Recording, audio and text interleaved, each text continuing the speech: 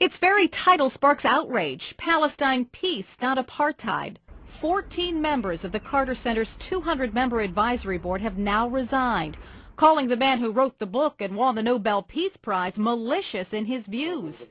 They feel Carter has taken the Palestinian side in the Israeli-Palestinian conflict, saying in a letter, quote, "As a result, it seems that you have turned to a world of advocacy, including even malicious advocacy. We can no longer endorse your strident and uncompromising position." In fact, Carter's views have upset many in the Jewish community. Carter has tried to defend himself from criticism by explaining what he meant by using the term apartheid. He told Wolf Blitzer in the Situation Room how the term can apply to Israel. This is not based on racism, is the last thing I want to say. It's based on a minority of Israelis, and I say that very carefully, a minority of Israelis who refuse to swap land for peace. Maybe they do it for... But Carter enraged many in the Jewish community again, writing an op-ed piece in the LA Times suggesting Americans are afraid to criticize Israel, saying, quote, "For the last 30 years I have witnessed and experienced the severe restraints on any free and balanced discussion of the fact." It's trying to give a message that anybody who criticizes Israel is automatically labeled as an anti-Semite. And I think that that is very destructive. It's destructive to American Jews. Why doesn't my colleagues in the American press do better with this story? Well, one of the big problems is, and here goes the grenade, Israel. The second you mention the word Israel, the nation Israel, the concept Israel, many in the American press become very defensive.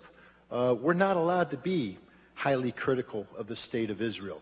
And the other thing we're not allowed to do is discuss the notion that Israel and the notion of Israeli interests may in fact be dictating what America is doing.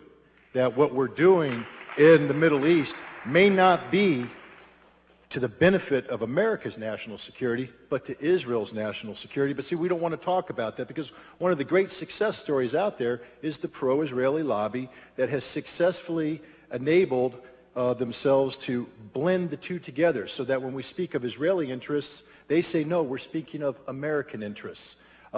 It's interesting that AIPAC and other elements of the Israeli lobby don't have to register as agents of a foreign government. It would be nice if they did, because then we'd know when they're advocating on behalf of Israel or they're advocating on behalf of the United States of America.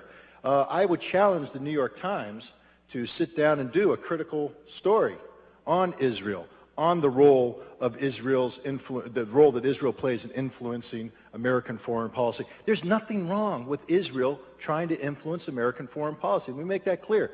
The British seek to influence our foreign policy. The French seek to influence our foreign policy. The Saudis seek to influence our foreign policy. The difference is when they do this and they bring American citizens into play, these Americans, once they take the money of a foreign government and they advocate on behalf of that foreign government, they register themselves as an agent of that government so we know where they're coming from.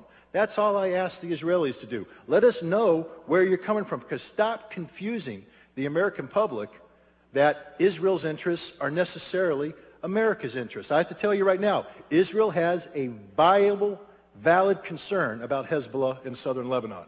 If I were an Israeli, I'd be extremely concerned about Hezbollah, and I would want to do everything possible to nullify that organization. As an American, I will tell you, Hezbollah does not threaten the national security of the United States of America one iota. So we should not be talking about using American military forces to deal with the Hezbollah issue. That is an Israeli problem, and yet you'll see the New York Times, the Washington Post, and other media outlets confusing the issue. They want us to believe that Hezbollah is an American problem. It isn't, ladies and gentlemen.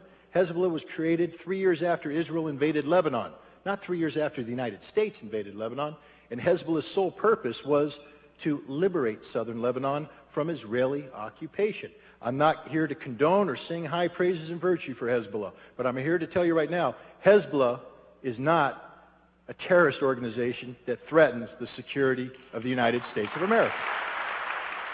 Former UN weapons inspector Scott Ritter in conversation with Pulitzer Prize-winning journalist Seymour Hersh. We'll be back with them.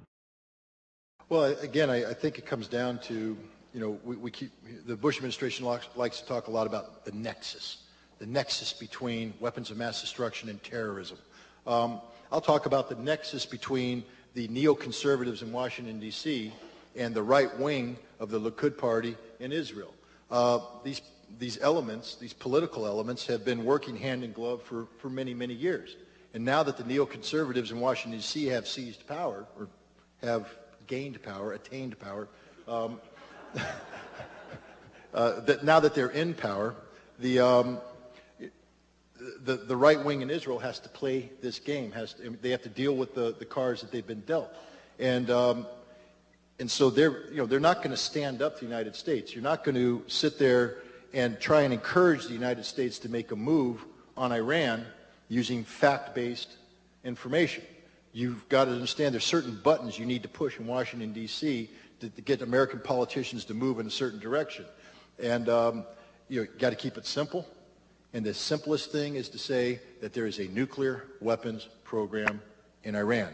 And then you got to push some more buttons, because you don't want to treat that in isolation. You want to complicate it further. That nuclear weapons program is in the hands of a nation that is a state sponsor of terror, Iran.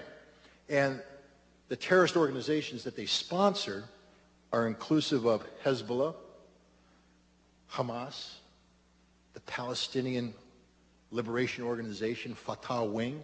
This is all part of the same problem, you see. And in doing so, Israel now complicates America's overall policy posture vis-a-vis the Middle East, because now it becomes very difficult to treat the Palestinian situation in isolation. It becomes very difficult to treat the Hezbollah situation in isolation, or to treat Iran in isolation. Israel has lumped it all together because they know how to play the American political game, I think, better than we know how to play the American political game. So this is about domestic politics trumping intelligence and sound analytical processing. Scott Ritter is the author of Target Iran, The Truth About the White House's Plans.